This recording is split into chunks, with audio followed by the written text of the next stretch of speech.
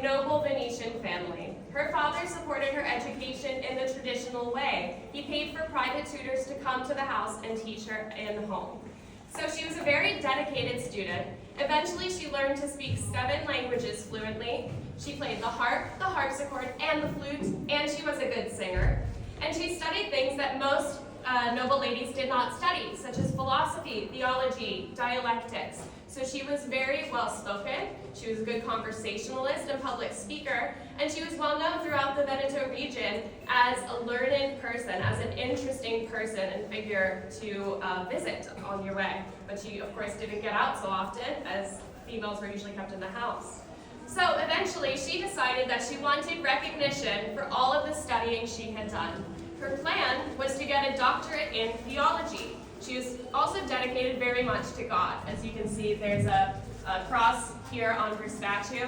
When she was 19, she took her Benedictine vows that said that she would dedicate her life to God, but also to her education. So she asked the head of the University of Padua, Cardinal Barbarigo, if she would be allowed to study theology. And he said, no, that was not allowed. Females were not even allowed to step foot in Palazzo Bo, and he told her that it would be an embarrassment for her to study God here at the university. But eventually, she kind of got her way. She was admitted in 1669 to the Academy of Sciences, and then in 1678, she graduated with her doctorate in philosophy. And they actually made up the word doctoressa just for her, because she was the first female to obtain this doctorate degree. And we still say that for Italian female students today.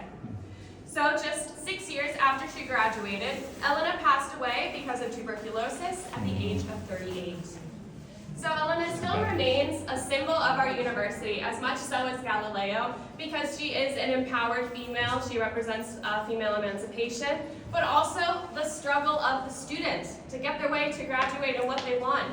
And so it was tradition in the past that students would give Elena a high five before an exam, but today we're not supposed to touch the statue. However, you are welcome to take a little picture high-fiving Elena.